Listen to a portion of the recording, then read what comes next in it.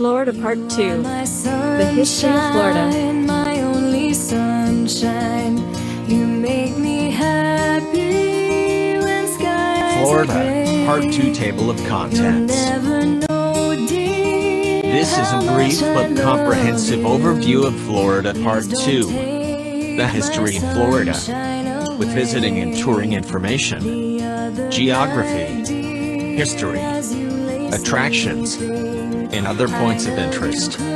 Dr. Sydney Soclof. Dr. Sydney 22 at gmail.com. 2022. Narration by Dr. Sydney Soclof. Zoe Phonemes. And Nathan Cole Tove. For a more complete discussion of YouTube navigation, please go to this video using the link here. The History of Florida. Florida has had a long and interesting history, and has been under many flags, including United States, Confederate, British, and Spanish. In colonial times, North America was contested between several European powers. The original 13 colonies were confined to a strip along the Atlantic coast between the ocean and the Appalachian Mountains. Before the Revolutionary War, they were under British sovereignty. Florida was not part of the 13 colonies and was not included in the new nation of the United States of America.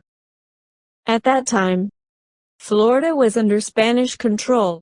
After the French and Indian War ended in 1763, the entire territory between the Appalachian Mountains and the Mississippi River was open for settlement from people from the 13 colonies. Florida, and parts of Georgia and Alabama were still under Spanish control. This map shows the territorial expansion of the United States. Florida was not acquired until after the Northwest Territories Treaty of 1763 and the Louisiana Purchase of 1803. Florida was part of the Spanish Empire in America called New Spain.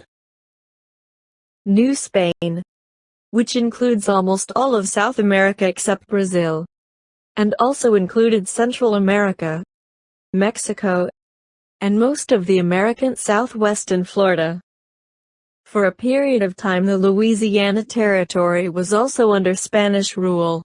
Timeline of Florida history: 1513 Spanish discovery of Florida by Ponce de Leon, 1559 Spanish settlement at Pensacola, 1564 Fort Caroline, near Jacksonville, established by the French, 1565 Fort Caroline destroyed by the Spanish, 1565 St. Augustine established by the Spanish. In 1719 the French captured the Spanish settlement at Pensacola.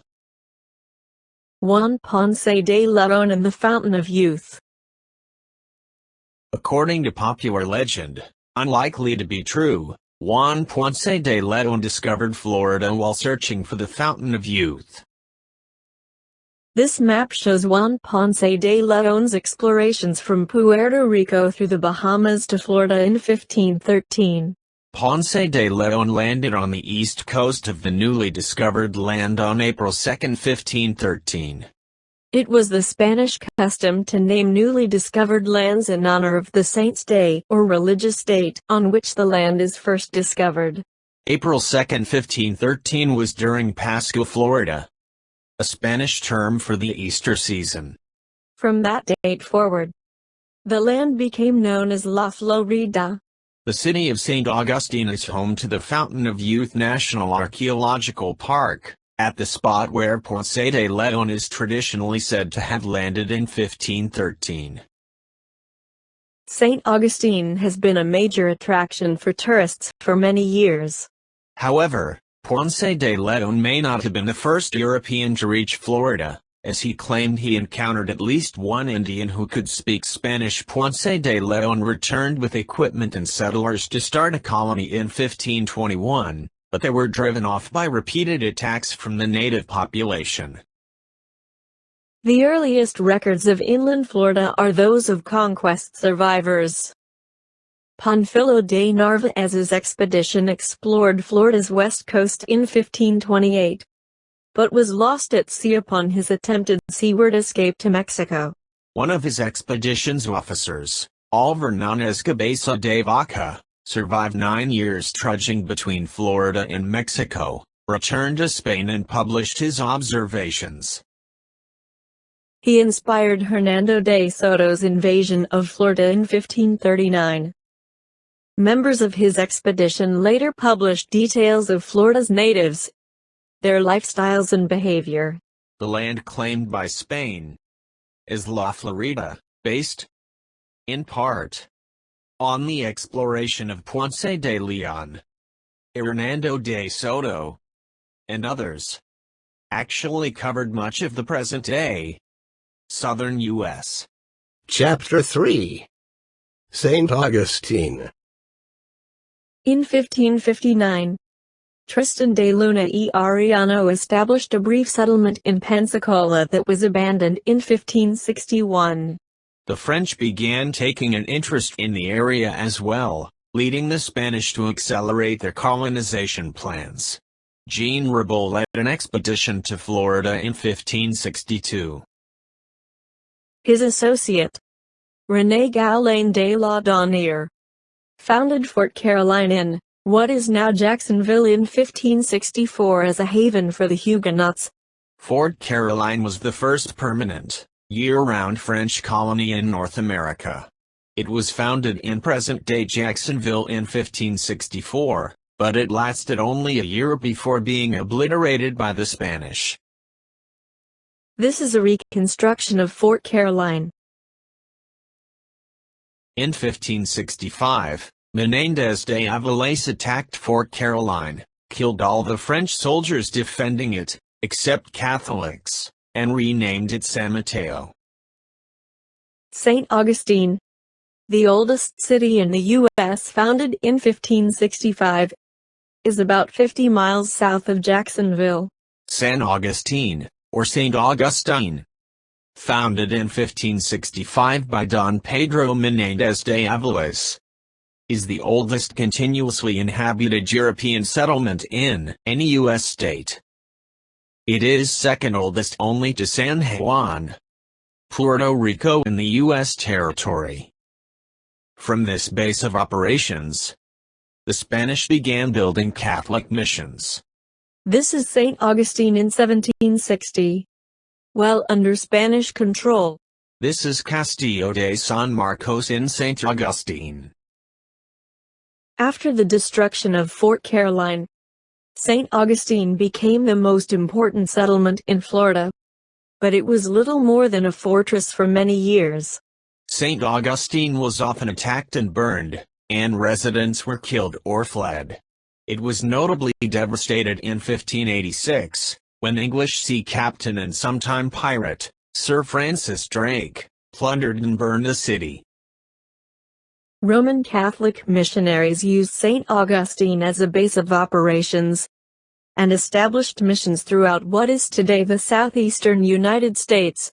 Missionaries converted 26,000 natives by 1655, but a revolt in 1656 and an epidemic in 1659 proved devastating. Pirate attacks were unrelenting against small outposts, and even St. Augustine. Mission San Luis de Apalache is a living history museum at 2100 West Tennessee Street in Tallahassee, 2 miles west of the Florida State Capitol building.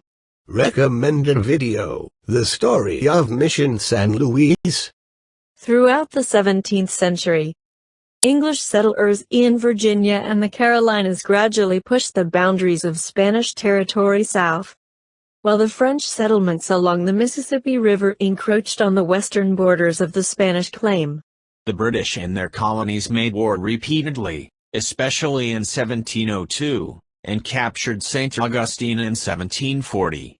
The British were angry that Spanish officials tolerated and invited runaway slaves into Florida. In 1704, English Colonel James Moore and his soldiers began burning Spanish missions in North Florida and executing Indians friendly with the Spanish.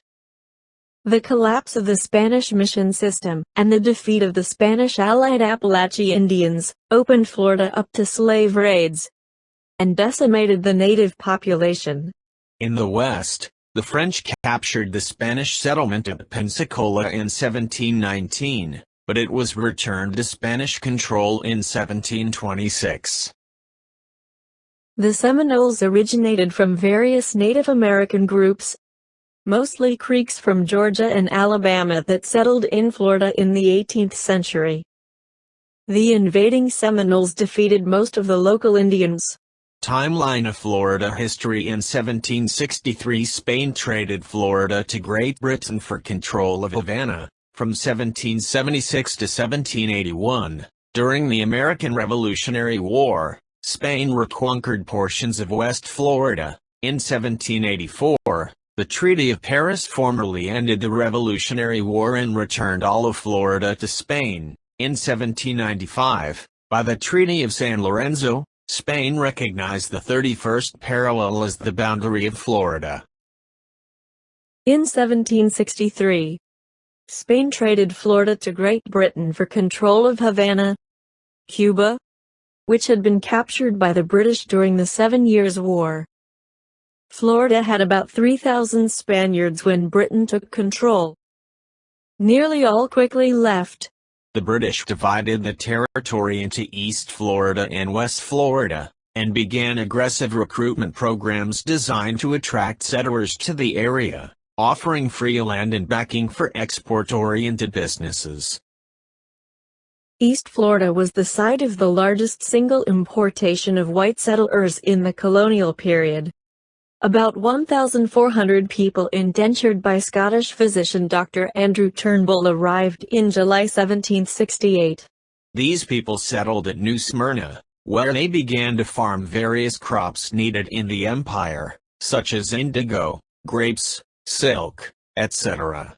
Unfortunately for them, most crops did not do well in the sandy Florida soil, and those that did rarely equaled the quality produced in other areas. Colonists eventually tired of their servitude and the increasingly uncompromising nature of Turnbull, who on several occasions used black slaves to whip his unruly settlers. The settlement collapsed and the survivors fled to St. Augustine. Their relatives survive to this day, as does the name New Smyrna. In 1767, the British moved the northern boundary of West Florida to a line extending from the mouth of the Yazoo River, east to the Chattahoochee River, consisting of approximately the lower third of the present states of Mississippi and Alabama. During this time, there was a migration of Creek Indians from Georgia and the Carolinas into Florida. They would form the Seminole tribe. The word Seminole is derived from the Muskogee word Seminole, which may itself be derived from the Spanish word cimarron, meaning runaway or wild one. Seminole culture is largely derived from that of the Creek. In 1776, Britain had 15 American colonies. On July 4th of that year 13 declared independence and began the Revolutionary War. One colony that remained loyal to Britain was East Florida and its capital St. Augustine. The other colony was West Florida with its capital at Pensacola. West and East Florida were invited to send delegates to the Continental Congress. Both colonies were strong loyalists and declined the offer and remained with Britain. East Florida was protected by the local militias, which were made up of loyalists that fled from Georgia and the Carolinas. The Battle of Thomas Creek on May 17, 1777, is considered to be the southernmost battle of the American Revolution. This is a marker commemorating the Battle of Thomas Creek. The two Floridas remained a British stronghold and a haven for Tories fleeing the rebellious colonies. During the American Revolutionary War, the Spanish, then allied with the French, who were actively at war with Britain, took advantage of the distraction and recaptured portions of West Florida, including Pensacola in 1781. Florida was then ceded back to Spain by the British. In 1783, the Treaty of Paris ending the Revolutionary War returned all of Florida to Spanish control, but without specifying the boundaries. Spain, however, sent no more settlers or missionaries to Florida. The Spanish wanted the expanded boundary, while the United States demanded the old boundary at the 31st parallel in the Treaty of San Lorenzo of 1795. Spain recognized the 31st parallel as the boundary. In the meantime, American settlers established a foothold in the area and ignored Spanish officials. Note that the former northern boundary of West Florida extended considerably further north into Alabama and Mississippi, which became the Mississippi Territory. Spanish presence was minor during the empire's second rule over Florida. Spain offered extremely lucrative free land packages in Florida as a means of attracting settlers, and many foreigners came, especially from the United States. The territory became a haven for escaped slaves and a base for Indian attacks, and the U.S. demanded Spain reform. There were almost no Spanish settlers and only a few soldiers. In 1810, British settlers who remained in Florida resent Spanish rule, rebuilt and established the free and independent Republic of West Florida. This republic lasted for only 90 days. The rebels overcame the Spanish garrison at Baton Rouge and unfurled the flag of the new republic. It was a single white star on a blue field. This flag would later become known as the Bonnie Blue Flag. Timeline of Florida history. In September 1810, British settlers who remained in Florida rebelled and established the free and independent Republic of West Florida. This republic lasted for only 90 days. On October 27, 1810, parts of West Florida were annexed by proclamation of U.S. President James Madison, who claimed the region as part of the Louisiana Purchase. At first, purchase negotiator Fulwer Skipwith, and the West Florida government, were opposed to the proclamation, preferring to negotiate terms to join the Union. However, William Charles Cole Claiborne, who was sent to take possession of the territory, refused to recognize the legitimacy of the West Florida government. Skipwith proclaimed that he was ready to die in defense of the Lone Star flag. However, Skipwith and the legislature eventually backed down and agreed to accept Madison's proclamation. The Republic of West Florida lasted exactly 90 days. Spain continued to dispute the area, though the United States gradually increased the area it occupied. The region was eventually divided among the states of Louisiana, Mississippi, and Alabama. Recommended video: The Republic of West Florida, 7 minutes, 37 seconds. Question: 5 territories that were later incorporated into the United States were once independent republics. Can you name them?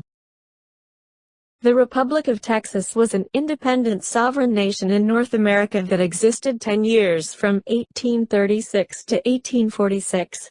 The California Republic lasted for just 3 weeks from June 14, 1846, when independence from Mexico was declared, until July 9, when U.S. Army troops took over. Vermont declared independence from Britain in 1777, and was an independent republic until 1791, when it joined the United States. The Kingdom of Hawaii was overthrown in 1893. The Republic of Hawaii was the formal name of the government that controlled Hawaii from 1894 to 1898, when Hawaii was annexed by the U.S. Chapter 6: The Seminole Wars. The Seminole Wars were 3 conflicts between the United States and the Seminole Indians of Florida in the period before the American Civil War. They ultimately resulted in the opening of the Seminoles' desirable land for white exploitation and settlement. The campaign against the Seminole Indians by Andrew Jackson in 1817 to 1818 became known as the First Seminole War. Following the war, the United States effectively controlled East Florida. The Seminole people are the descendants of the many southeastern tribes who joined together in Florida. The formation of this North American tribe occurred over many decades. There were several significant waves of immigrations, especially after the Creek War, and runaway African slaves also became part of the tribe. By the 1800s, their population was estimated at around 5,000 people. The Seminoles faced the same problems most tribes faced. American and Spanish settlers wanted their lands. Southern plantation owners also wanted the slaves who had taken refuge with the tribe. Run-ins with white settlers were becoming more regular by 1800. Settlers wanted Indian land. They also wanted to get back their runaway slaves that found refuge with the Seminoles. In 1817, these conflicts escalated into the first of three wars against the United States.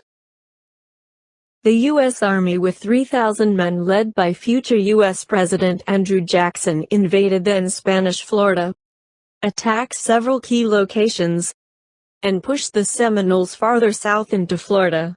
At the end of First Seminole War in 1818, the United States effectively controlled East Florida.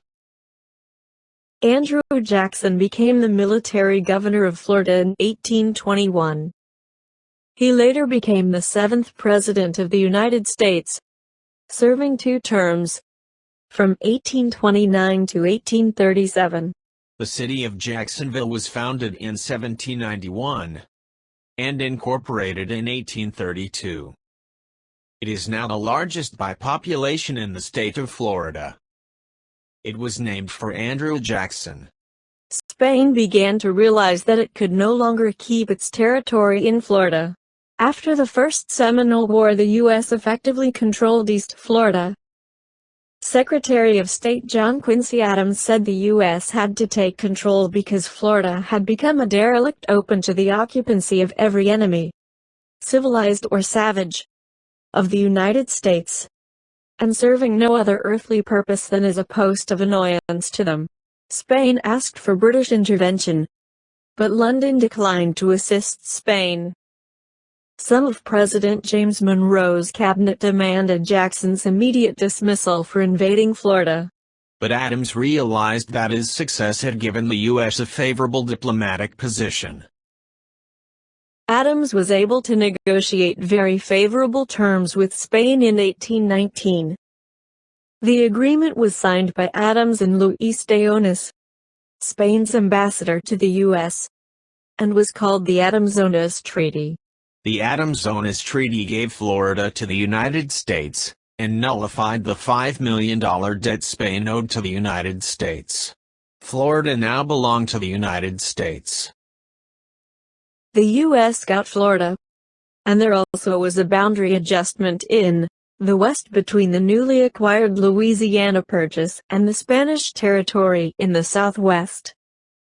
That gave Spain a little more of what would eventually become the state of Texas. The Adams-Onis Treaty took effect in 1821. According to the terms of the treaty, the United States acquired Florida and, in exchange, renounced all claims to Texas. The Adams-Onis Treaty of 1819 is formally titled the Treaty of Amity, Settlement, and Limits between the United States of America and His Catholic Majesty, and also known as the Transcontinental Treaty of 1819, and sometimes the Florida Purchase Treaty. The U.S. took control of Florida in 1821. This map again shows the expansion of the United States. At the time that the U.S. acquired Florida from Spain, Texas and the entire Southwest was under Spanish and later Mexican rule. Florida became an organized territory of the United States on March 30, 1822. The Americans merged East Florida and West Florida, although the majority of West Florida was annexed to Orleans Territory and Mississippi Territory, and established a new capital in Tallahassee, conveniently located halfway between the East Florida capital of St. Augustine and the West Florida capital of Pensacola. Chapter 9. The removal of the Seminoles to the west. The Treaty of Moweltree Creek, signed in 1823, provided for a reservation in Central Florida for the Seminoles. As settlement in Florida increased, pressure grew on the United States government to remove the Indians from their lands in Florida.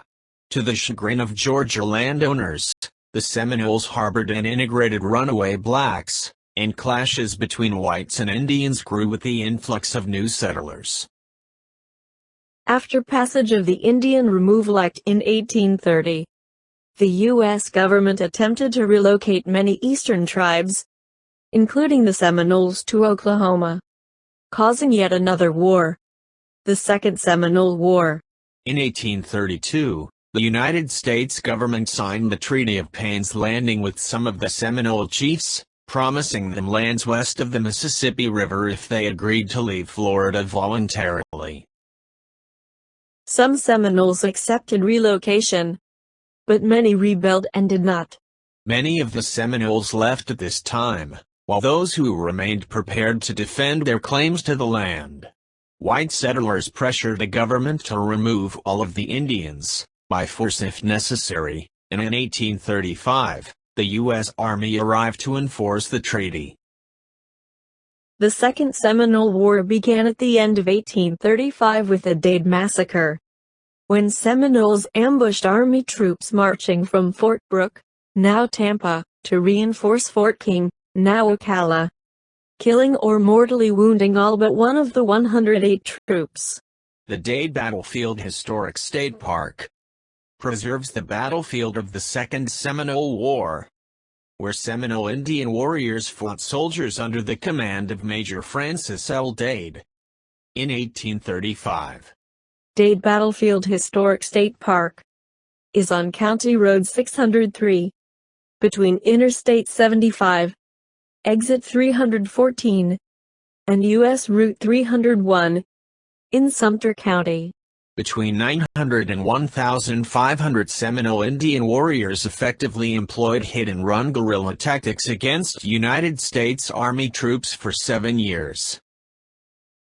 Osceola was a charismatic young war leader, and came to symbolize the war in the Seminoles. After defeating the U.S. in early battles of the Second Seminole War, U.S. troops said they wanted a truce to talk peace. He was arrested at truce negotiations, and died in prison less than a year later. But at least I got a whole county named after me. The Second Seminole War was the most expensive Indian war fought by the U.S. It lasted longer than any war involving the U.S. between the American Revolution and the Vietnam War. The war ended after a full decade of fighting in 1842. The U.S. government is estimated to have spent about $20 million on the war. At the time it was an astronomical sum, and equal to $500 million today.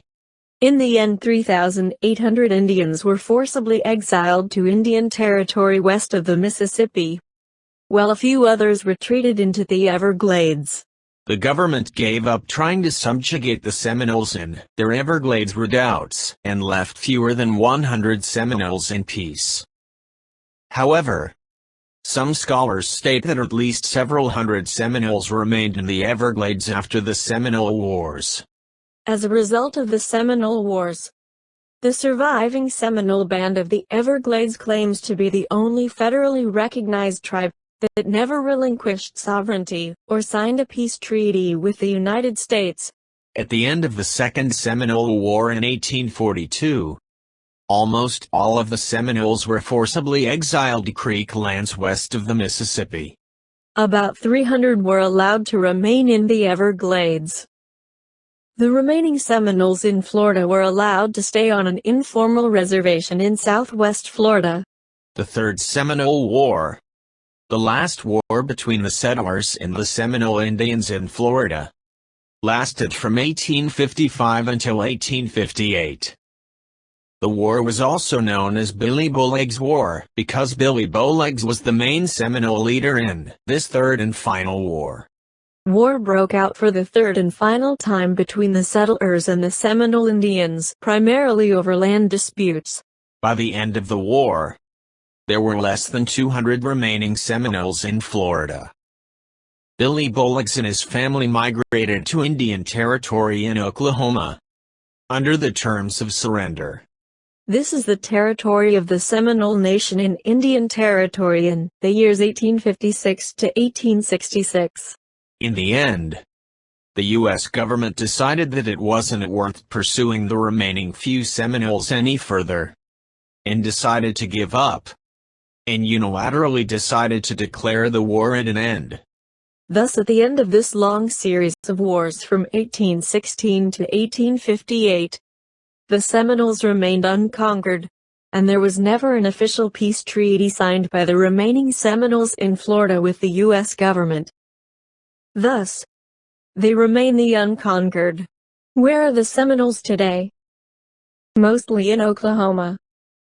The estimated total population is 18,600, of which the Seminole Nation of Oklahoma has 15,572 enrolled. The Seminole Tribe of Florida has 4,000 enrolled. And the Miccosukee Tribe of Indians has 400 enrolled. Chapter 12. Recommended videos about the Seminoles. Recommended video, Seminole. The Unconquered, How the West Was Lost. Recommended video, The Unconquered Seminoles.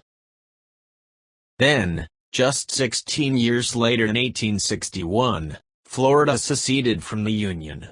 It was readmitted to the Union after the Civil War in 1868. On March 3, 1845, Florida became the 27th state of the United States of America. Almost half of the state's population were black slaves working on plantations. Chapter 13. Following Abraham Lincoln's election in 1860, Florida joined other southern states in seceding from the Union. Secession took place on January 10, 1861, and after less than a month as an independent republic, Florida became one of the founding members of the Confederate States of America. Since Florida was an important supply route for the Confederate Army, Union forces operated a blockade around the entire state. Union troops occupied major ports such as Cedar Key, Jacksonville, Key West, and Pensacola. Though numerous skirmishes occurred in Florida, including the Battle of Natural Bridge and the Battle of Gainesville, the only major battle was the Battle of Olustee near Lake City. The Battle of Olustee in 1864 was a 5-hour battle involving 10,000 troops on both sides. The battle ended with 2,807 casualties, and the retreat of Union troops to Jacksonville until the war's end, 14 months later. In 1912, when many living Civil War veterans still attended reunions, the battlefield became the state's first historic site. The Olustee Battlefield Historic State Park has a visitor center with historical information and artifacts. Reconstruction in 1868, Florida was readmitted to the Union. After meeting the requirements of Reconstruction, including amendments to the U.S. Constitution, Florida was readmitted to the United States on July 25, 1868. Chapter 15. The railroads come to Florida. The largest city in the state was Key West with 10,000 population. St. Augustine's population was only 2,100 and that of Tampa was less than 1,000. Most of the state's population was in the north, adjacent to Georgia and Alabama. The southern part of the state was mostly an uninhabited area of swamps and wilderness. There was no Miami as such. Instead, there was a fort built during the Seminole Wars, on the Miami River, known as Fort Dallas, with perhaps 100 settlers in the area. And now the era of railroad construction. This includes the Florida East Coast Railroad, completed from Jacksonville to Miami, and later on all of the way to Key West. During the late 19th century, Florida started to become a popular tourist destination as railroads expanded into the area. Railroad magnate Henry Plant built a luxury hotel in Tampa, which later became the campus for the University of Tampa. Henry Flagler built the Florida East Coast Railway from Jacksonville to Key West and built numerous luxury hotels along the route, including in the cities of St. Augustine, Ormond Beach, and West Palm Beach. In February 1888, President Grover Cleveland visited Florida and made a speech supporting tourism to the state. Florida in the 1920s. Boom and bust. In the 1920 to 1925 period, Florida experienced a land boom, with a large increase in population. This ended in 1926, with the collapse of land speculation compounded by a devastating hurricane. The 1920s were a prosperous time for much of the nation. Florida's new railroads opened up large areas to development, spurring the Florida land boom of the 1920s. Investors of all kinds, mostly from outside Florida, raced to buy and sell rapidly appreciating land in newly platted communities such as Miami and Palm Beach.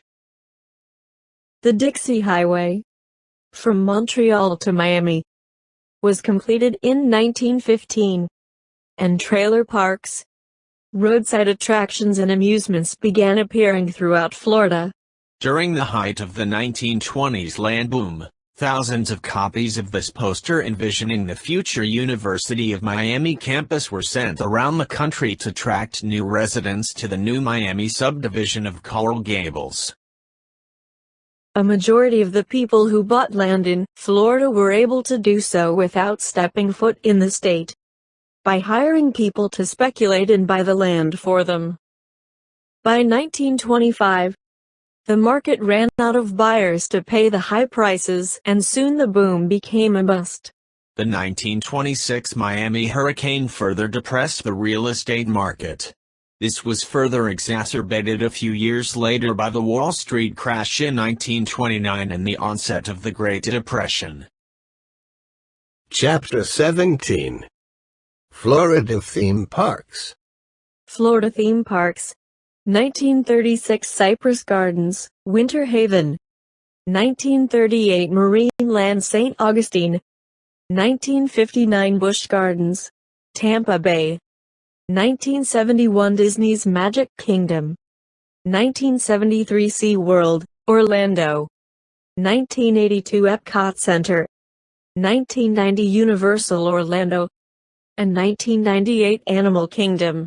Florida's first theme parks emerged in the 1930s and included Cypress Gardens, 1936, near Winter Haven, and Marineland, 1938, near St. Augustine. Cypress Gardens predated Disney World by many years. Its botanical gardens and water ski shows once made the park a Florida must-see. But Disney and other next-generation parks rendered Cypress Gardens outdated, and in 2003, it closed after years of dwindling attendance. The botanical gardens of Cypress Gardens and water parks were incorporated as Cypress Gardens Adventure Park into Legoland, Florida, and reopened in 2011. Legoland, Florida is the second largest Legoland park in the world in addition to Cypress Gardens Adventure Park. It features more than 45 rides, shows, and attractions, restaurants, and shopping. Marineland of Florida was one of Florida's first theme parks, and was billed as the world's first oceanarium. Marineland functioned as a research and education institution. It was closed in 2004 for renovations and reopened to the public in 2006 as Marineland Dolphin Adventures. Busch Gardens Tampa is an African-themed animal theme park. It opened in 1959 as an admission-free hospitality facility for the Anheuser-Busch Brewery. Since then it has greatly expanded, and now is in the top 20 of the most visited theme parks in the U.S. and in the top 25 worldwide. Chapter 18. Walt Disney World. Walt Disney chose Central Florida as the site of his planned Walt Disney World Resort in the 1960s and began purchasing land. In 1971, the first component of the resort, the Magic Kingdom, opened and began the dramatic transformation of the Orlando area into a resort destination with a wide variety of themed parks. In 2013, the Magic Kingdom Park hosted 19 million visitors, making it the most visited theme park in the world for the fifth consecutive year. The experimental prototype Community of Tomorrow, or Epcot, was a concept developed by Walt Disney near the end of his lifetime. This planned city was his intended purpose for the property purchased near Orlando, which eventually became the Walt Disney World Resort. The purpose of Epcot was to be a community of the future designed to stimulate American corporations to come up with new ideas for urban living. In describing his city, Walt Disney is quoted in 1966 as saying, "Epcot will take its cue from the new ideas and new technologies that are emerging from the forefront of American industry. It will be a community of tomorrow."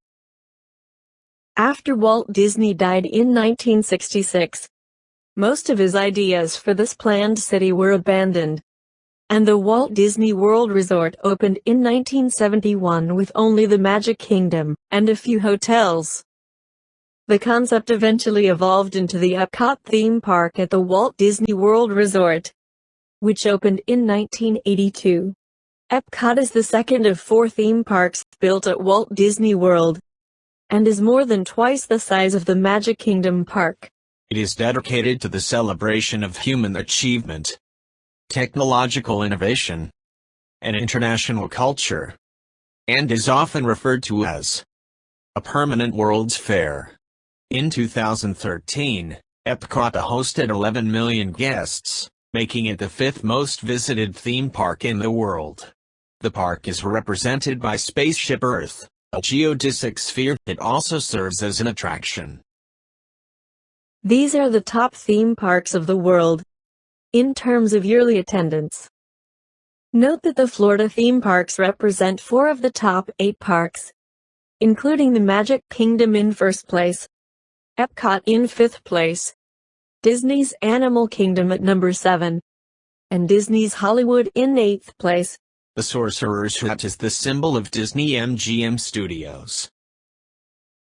Disney's Animal Kingdom is the 4th and last of 4 theme parks built at the Walt Disney World. It opened on Earth Day, April 22, 1998, in area. It is the second largest theme park in the world, behind Six Flags Great Adventure in New Jersey, and it is the largest single Disney theme park in the world. Disney's Animal Kingdom is also the first Disney theme park to be themed entirely around animal conservation, a philosophy once pioneered by Walt Disney himself. In 2013, the park hosted 10 million guests, ranking it the 4th most visited amusement park in the United States and 7th most visited in the world. Disney's Animal Kingdom is divided into these 7 themed areas. Universal Studios Florida is a theme park located in Orlando and opened in 1990. The park's theme is the entertainment industry, in particular movies and television. Universal Studios Florida inspires its guests to ride the movies, and it features numerous attractions and live shows. In 2013, the park hosted an estimated 7 million guests, ranking it the 8th most visited theme park in the United States, and ranking it 16th worldwide. SeaWorld Orlando is a theme park and marine life-based zoological park. When combined with its neighbor Discovery Cove and Aquatica, it forms SeaWorld Parks and Resorts Orlando, an entertainment complex consisting of the 3 parks and many neighboring hotels. In 2013, SeaWorld Orlando hosted 5 million guests, ranking it the 10th most visited amusement park in the United States and 19th worldwide. Florida has played an important role in the country's space program and also in the military, with major naval and air bases. Due to Florida's low latitude, Cape Canaveral was chosen in 1949 as a test site for the country's nascent missile program. Patrick Air Force Base and the Cape Canaveral launch site began to take shape as the 1950s progressed. By the early 1960s, the space race was in full swing and generated a huge boom in the communities around Cape Canaveral. This area is now collectively known as the Space Coast and features the Kennedy Space Center. It is also a major center of the aerospace industry. To date, all 9 orbital space flights launched by the United States, including the only men to visit the moon, have been launched from Kennedy Space Center.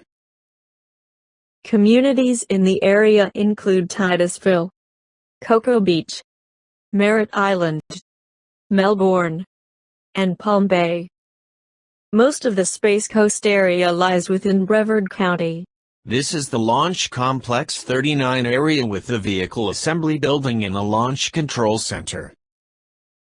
This is Space Shuttle Atlantis prepared for launch. This is the gate to the Kennedy Space Center Visitor Complex. Explorer, a mock-up of the Space Shuttle, is in the background. This is the Rocket Garden at the Kennedy Space Center Visitor Complex. This is a NASA Space Center tour bus. Starting in the early 20th century and accelerating as World War II dawned, Florida has been a major center for the United States Armed Forces. Naval Air Station Pensacola was originally established as a naval station in 1826 and became the first American naval aviation facility in 1917. This is an historic postcard of the Pensacola Naval Air Station. The entire nation mobilized for World War II, and many bases were established in Florida during this time, including Naval Air Station Jacksonville, Naval Station Mayport, Naval Air Station Cecil Field, and Homestead Air Force Base. Aglin Air Force Base and MacDowell Air Force Base, now the home of the U.S. Central Command, were also developed during this time. During the Cold War, Florida's coastal access and proximity to Cuba continued the development of these and other military facilities. Since the end of the Cold War, some have closed, but the military presence is still significant. Since 1900, Florida's population has been continually increasing. The estimated population in 2021 is estimated to be 21.6 million. After World War II, Florida was transformed as air conditioning in the interstate highway system encouraged migration from the north. Due to low tax rates and warm climate, Florida became the destination for many retirees from the Northeast and Canada. In 1950, Florida was down in 20th place, with a population of 2.8 million. 60 years later, in the 2010 census, Florida had risen all of the way to 4th place with a population of almost 19 million. By the year 2014, Florida edged out New York for 3rd place, behind Texas and California. In the most recent population estimates, Florida has almost 22 million population, and still in 3rd place, behind Texas and California. Timeline of Florida history. In 1959, the Cuban Revolution marked the beginning of large-scale Cuban immigration to Florida. In 1992, Hurricane Andrew hit Homestead, near Miami, and in 2000, Florida became the battleground of the controversial 2000 U.S. presidential election. The Cuban Revolution of 1959 led to a large wave of Cuban immigration into South Florida, which transformed Miami into a major center of commerce, finance and transportation for all of Latin America. Immigration from Haiti and other Caribbean states continues to the present day. Florida became the battleground of the controversial 2000 U.S. presidential election, when a count of the popular votes, held on Election Day, was extremely close, and mired in accusations of fraud and manipulation. Subsequent recount efforts degenerated into arguments over mispunched ballots, hanging chads, and controversial decisions by the Florida Secretary of State, Katherine Harris, in the Florida Supreme Court. Ultimately, the United States Supreme Court ended all recounts and let stand the official count by Harris, which was accepted by Congress. Hurricanes and tropical storms are an increasing problem stemming from Florida's rapidly developing coastal areas. Hurricane Andrew in 1992 struck Homestead, just south of Miami, and was, until Hurricane Katrina in 2005, the most expensive natural disaster in U.S. history. Besides excessive property damage, Hurricane Andrew nearly undermined the region's insurance industry. This shows an entire neighborhood that was leveled by Hurricane Andrew in Homestead. Recommended videos: The History of Florida. Recommended video: The History of Florida Explained in 10 Minutes.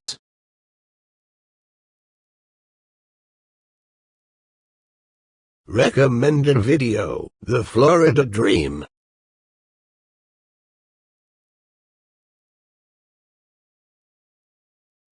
Florida, Part 2 Table of Contents. Thanks for watching. Please watch some more of my great videos.